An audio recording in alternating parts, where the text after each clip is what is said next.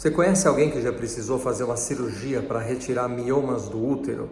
Sabe quais são as informações mais importantes para que a cirurgia seja realizada completa e sem a necessidade de retirar o útero inteiro nesse procedimento? Nesse vídeo eu vou falar sobre a cirurgia para remoção dos miomas uterinos. O nome técnico dessa cirurgia é miomectomia. E antes de falar da cirurgia, das técnicas, eu quero começar o vídeo falando para quem que essa cirurgia é indicada, quando que é necessário fazer uma miomectomia, porque não é uma cirurgia que deve ser realizada por todas as mulheres que em algum momento fazem um exame, um ultrassom, uma ressonância magnética e tem um laudo descrevendo que no seu útero existem alguns miomas. Se você tem interesse por esses assuntos ou outros, como saúde da mulher, reprodução humana, endometriose, cirurgias por vídeo ou robótica, não se esqueça de fazer a assinatura do canal e ativem os sininhos. Isso é muito importante para que a cada vídeo novo que eu vou colocando no canal, você receba um aviso de que um novo vídeo já está no ar.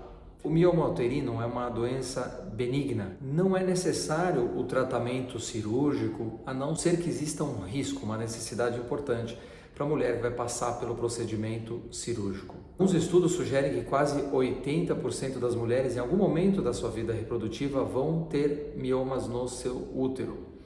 E obviamente que nem todas vão passar por cirurgia, nem todas vão precisar passar por cirurgia. Muitas das mulheres que têm miomas uterinos não têm nenhum tipo de sintoma, inclusive, e é uma situação aí típica em que a gente não indica cirurgia para fazer a remoção dos miomas, muitas vezes nem tratamento clínico com remédios é necessário.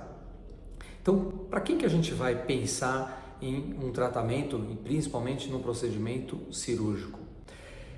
Quase que exclusivamente para as mulheres que apresentam muitos sintomas causados pelos miomas. E quando eu falo sintomas causados pelos miomas, eu estou me referindo principalmente aos sangramentos vaginais excessivos.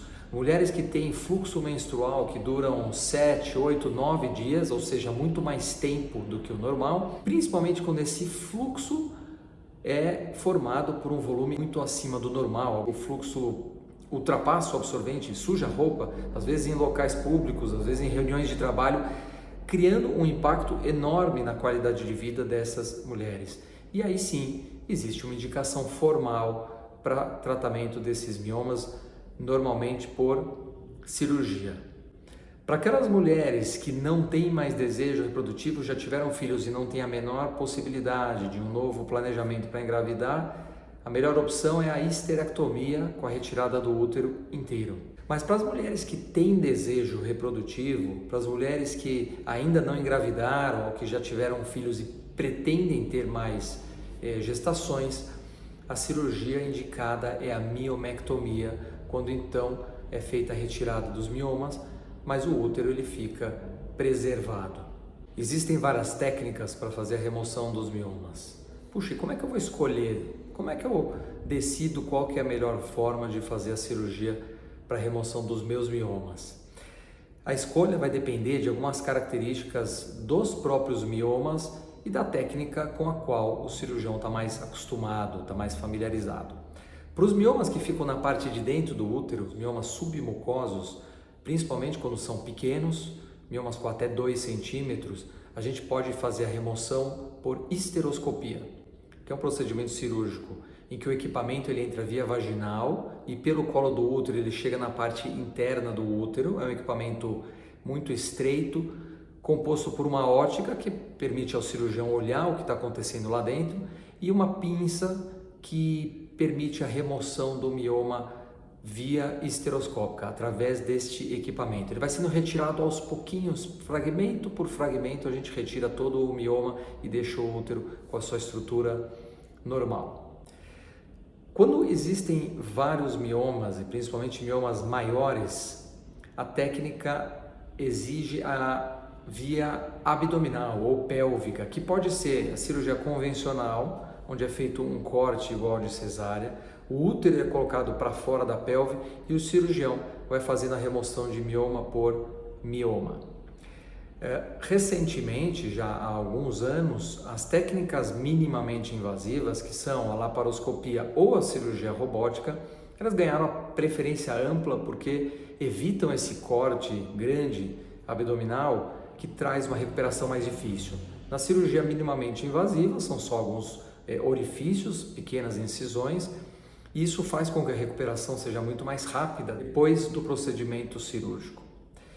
No entanto, quando o útero é atingido por um número grande de miomas, a cada retirada de um mioma a gente precisa fazer uma incisão na estrutura do útero, no corpo do útero, para remover o mioma.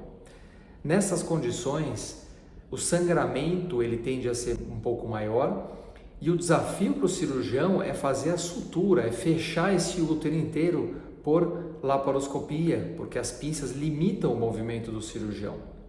Então, para muitos, a opção acaba sendo fazer a cirurgia aberta convencional.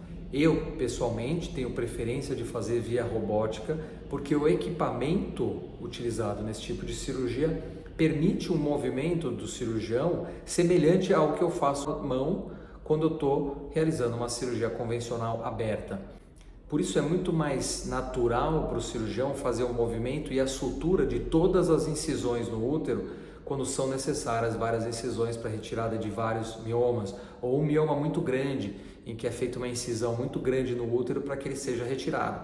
A costura dessa incisão inteira ela é muito trabalhosa, ou aberta com as mãos ou via robótica, ela tende a ser um pouco mais simples, mas pode ser feita também por videolaparoscopia para aqueles que estão habituados e que têm preferência por essa técnica. Quanto maior o número de miomas, maior é o desafio do procedimento cirúrgico, porque o útero é um órgão muito vascularizado. Qualquer pequeno corte no útero provoca grandes sangramentos e para retirar cada mioma é necessário fazer um corte na musculatura do útero. Um outro desafio que surge durante a cirurgia para a remoção dos miomas é muitas vezes encontrar o próprio mioma durante a cirurgia, principalmente quando esses miomas são pequenos, com meio ou 1 centímetro aproximadamente. Esses miomas não mudam a estrutura do útero, então a visão cirúrgica é de um útero com a sua forma normal e não é possível identificar exatamente aonde está aquele mioma que foi visto no ultrassom ou no exame de ressonância. Nessas condições, a cirurgia robótica traz uma vantagem em relação às outras técnicas, porque é possível utilizar durante o procedimento cirúrgico um transdutor de ultrassom, igual o que se usa no ultrassom transvaginal. Esse transdutor ele entra por uma das incisões utilizadas no procedimento cirúrgico e ele vai até o útero. E isso permite ao cirurgião encostar o transdutor no corpo do útero e fazer um ultrassom intrapélvico durante a cirurgia. O equipamento tem um dispositivo que divide a tela de visão do cirurgião e eu nesse momento tenho metade da visão mostrando a imagem desse ultrassom e metade da tela mostrando o procedimento cirúrgico enquanto eu estou fazendo. Então naquele momento eu tenho a possibilidade de fazer um ultrassom e identificar exatamente onde estão os miomas pequenos, aumenta a chance de fazer uma remoção de todos os miomas, evitando que alguns pequenos fiquem durante o procedimento. A localização desses miomas pequenos é difícil na cirurgia por vídeo. A cirurgia robótica traz essa possibilidade que eu acabei de descrever. A cirurgia aberta, quando é feito um corte e a retirada do útero, permite pelo tato ao cirurgião apertar o corpo do útero, então é uma outra forma de identificar onde estão esses miomas pequenos. Por isso que para muitos a cirurgia aberta acaba trazendo essa vantagem de permitir pelo tato, principalmente quando não está disponível a opção do ultrassom intrapélvico, essa é uma forma de identificar os miomas menores e fazer uma remoção de todos os miomas. É importante lembrar para aquelas mulheres que estão esperando uma cirurgia como essa para voltar a tentar engravidar, não é prudente engravidar logo depois de uma cirurgia para remoção dos miomas, porque o útero fica com vários pontos de fragilidade, que são os locais de onde os miomas foram retirados e onde foram feitas as suturas para reconstruir o útero. Esses são pontos mais frágeis que numa eventual gravidez logo depois da cirurgia podem levar a uma rotura, a uma abertura desse local, formando um buraco uterino no meio de um período gestacional, no meio da gravidez. Por isso que o recomendado é aguardar 6 meses depois dessas cirurgias, de preferência tomando o máximo de cuidado para que a gravidez não aconteça naturalmente, então usando pílulas, usando preservativo. Para depois dos 6 meses, a gente considera um tempo seguro para que aconteça a boa cicatrização do útero, aí sim o casal pode voltar a tentar engravidar. Para aquelas mulheres que têm cólicas fortes associadas ao sangramento excessivo pelos miomas, é fundamental pesquisarem antes da cirurgia se existem focos de endometriose. Isso pode ser feito com uma boa avaliação clínica, uma ressonância magnética ou um ultrassom com preparo intestinal. Tem um vídeo meu no canal falando só sobre esse exame, que é muito importante e permite detectar focos de endometriose e detectar a presença e descrever a localização de todos os miomas. Isso é importante para a programação da cirurgia, porque um desafio grande para o cirurgião é quando existem vários miomas e também endometriose profunda. Porque essa é uma cirurgia de alta complexidade e existe todo um preparo, uma estratégia cirúrgica, uma equipe especial, completa, preparada para enfrentar um procedimento como esse, que é bastante desafiador para o cirurgião. As mulheres que estão com um quadro de anemia, e isso acontece com frequência porque os sangramentos são muito volumosos, então é comum a mulher estar chegando para um procedimento cirúrgico e estar com um quadro de anemia causado pelo próprio sangramento dos miomas. Dependendo do nível de hemoglobina, o procedimento cirúrgico ele passa a ter um risco um pouco maior. Então uma das alternativas nessas situações, para não precisar fazer uma transfusão de sangue no início da cirurgia, é utilizar durante 2 meses antes do procedimento cirúrgico uma medicação que se chama análogo de GnRH.